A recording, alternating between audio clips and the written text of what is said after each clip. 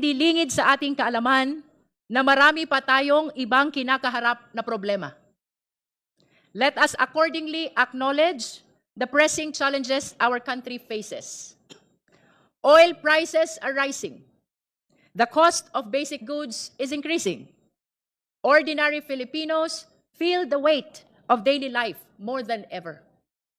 And yet, even as we undertake this solemn constitutional duty, the House of Representatives does not forget its other responsibilities. Kahit may impeachment, tuloy pa rin tayo sa iba nating obligasyon. We have, for example, acted to ease the burden of rising fuel cost, passing a bill authorizing the suspension or reduction of excise taxes. Nariyan na po ang panukalang batas, pinag-aralan, pinag-isipan, at inaasahang makatutulong sa ating mga kababayan. We also continue to work on measures that address inflation, food security, and social services.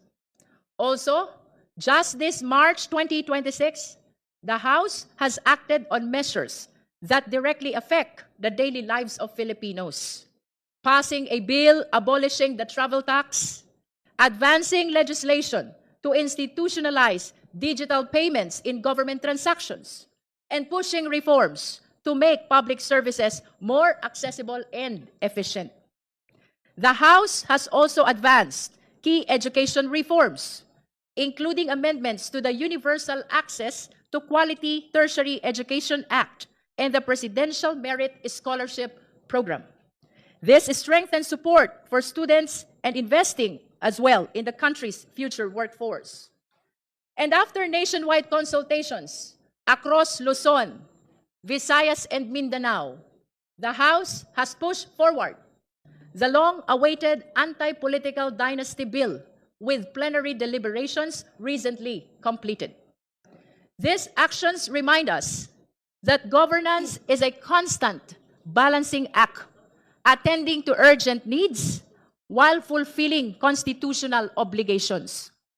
Kahit may impeachment, tuloy tayo sa iba nating tungkulin. Ang ating serbisyo publiko ay hindi napuputol, hindi tumitigil kahit sa gitna ng pinakamabigat na tungkulin. While we scrutinize those in power, we do not lose sight of the hardships faced by the powerless. Having said that, we proceed today fully aware of our dual duty to hold public officials accountable and to serve the people who entrusted us with this mandate. And so now, we begin. Dito nagsisimula ang opisyal na pagdinig ng kasong ito. Sa ating pagsisimula, tandaan natin na ang impeachment ay patungkol sa pananagutan sa bayan. Kaya't marapat lamang na balikan natin ang ating panunumpa. I do solemnly swear that I will faithfully and conscientiously fulfill my duties, preserve and defend the Constitution, execute its laws, do justice to every man, and consecrate myself to the service of the nation. Madaling bigkasin, pero mahirap panindigan. Hindi ito simpleng ritual. Ito ay isang pangako, isang panata ng pananagutan, hindi lamang sa batas, kung hindi sa bayan. Let me lay out the agenda for today. First, we establish the ground rules or the guidelines, not as obstacles, but as safeguards. Their purpose is simple: to maintain order, to allow clarity, so that truth may emerge unimpeded. Ang patakaran ay hindi hadlang sa katotohanan. Ito ang daan upang ito'y malinaw na lumitaw. Second, we move to the initial hearing. Opisyal po nating buksan ang pagdinig sa impeachment na ito. Third, and as part of this initial hearing, we act on pending motions, request for subpoenas, and set the schedule for the next hearings. At the core of these proceedings is probable cause. That is the objective of these hearings. We shall determine whether there is probable cause for impeachment. Ngunit, paano ba natin masasabi na merong probable cause. Let us be clear. This is not the probable cause of criminal procedure. Impeachment is not a criminal trial. It is a constitutional and policy exercise entrusted not to the courts, but to the House of Representatives. As we have seen in previous proceedings against Ombudsman Mercedes Gutierrez, the classical legal definition of probable cause was not applied. And for good reason. Impeachment calls for judgment, not mere calculation. It asks not only what can be proven, but what can be justified before the people. As the late Father Joaquin Berna said, impeachment is about what is best for the country. Hindi lang ito tanong ng kung ano ang nasa batas. Ito rin ay tanong ng kapakanan ng bayan. Consider the ground of betrayal of public trust. What does it mean? Can it be reduced to a single act? A measurable threshold? Or is it something more? Something felt as much as it is proven? Paano mo susukatin ang pagtataksil sa tiwala? Sa bilang ba ng ebidensya o sa bigat ng paglabag?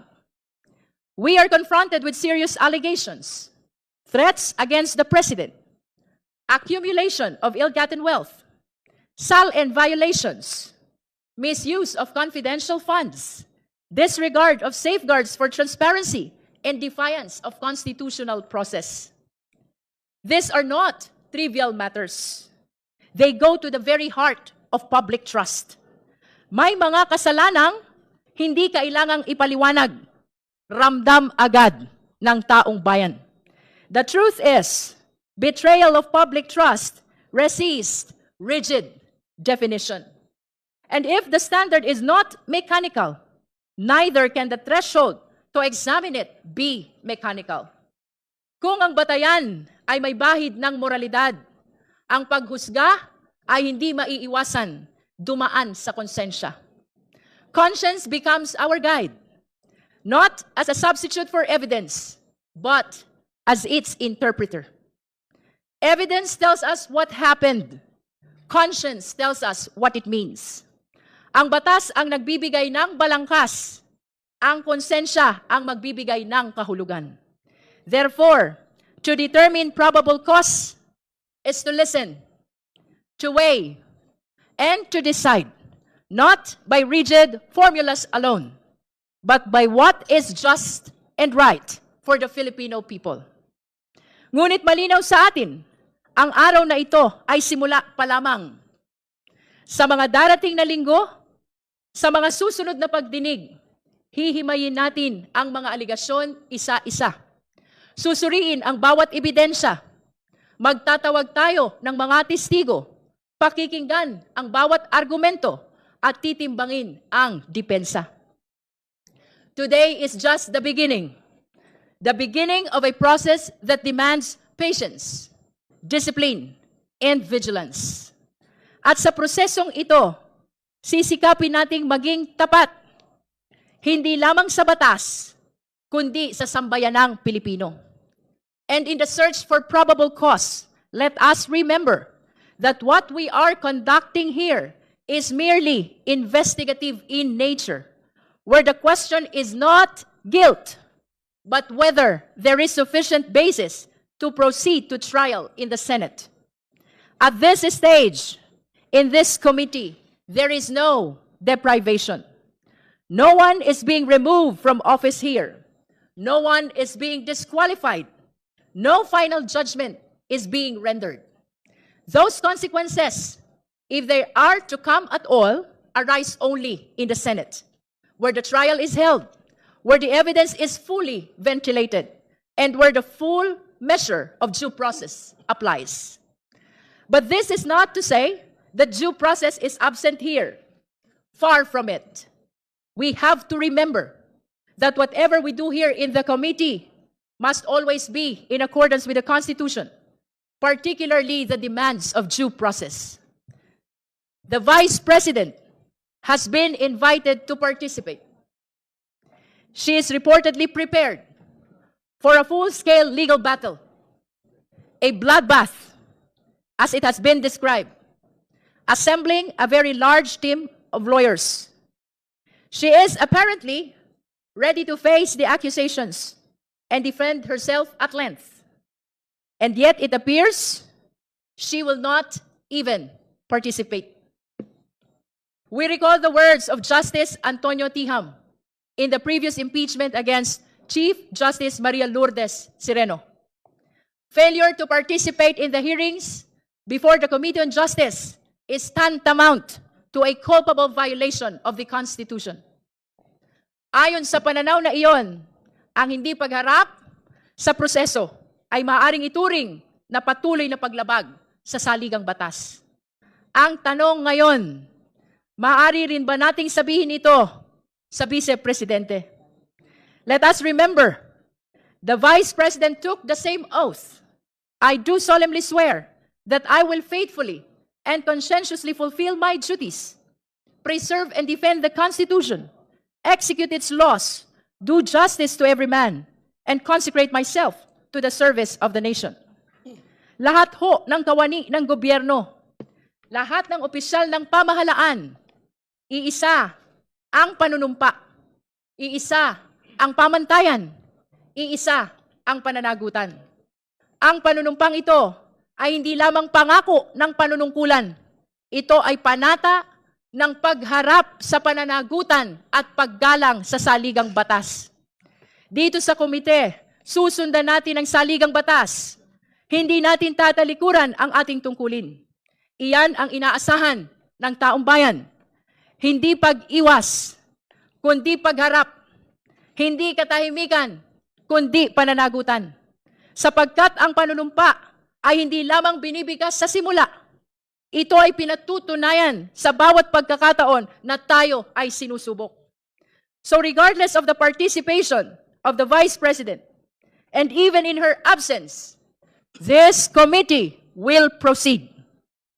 We will do our duty with resolve, without hesitation, and without delay. The Constitution entrusts the House with the exclusive power to initiate impeachment cases. And this committee stands at the forefront of that responsibility. Tayo lamang, ang Committee on Justice lamang, ang tahasang binigyan ng ganitong tungkulin sa saligang batas. In the end, this is not merely a procedural exercise. This is a test of judgment, of conscience, and of courage. Let us proceed with diligence, with fairness, with honesty, knowing that our actions today will echo far beyond this chamber. And so we return to where we began. Sa huli, babalik tayo sa ating panunumpa. I do solemnly swear that I will faithfully and conscientiously fulfill my duties, preserve and defend the Constitution, execute its laws, do justice to every man, and consecrate myself to the service of the nation. Madaling bigkasin, pero mahirap panindigan. Ang tanong, para sa lahat ng kawani ng gobyerno, para sa lahat ng opisyal ng pamahalaan, para sa Vice Presidente, tinutupad ba natin ito? Pinaninindigan ba natin ito? Iyan ang tanong na sisimulan nating sagutin dito sa impeachment na ito.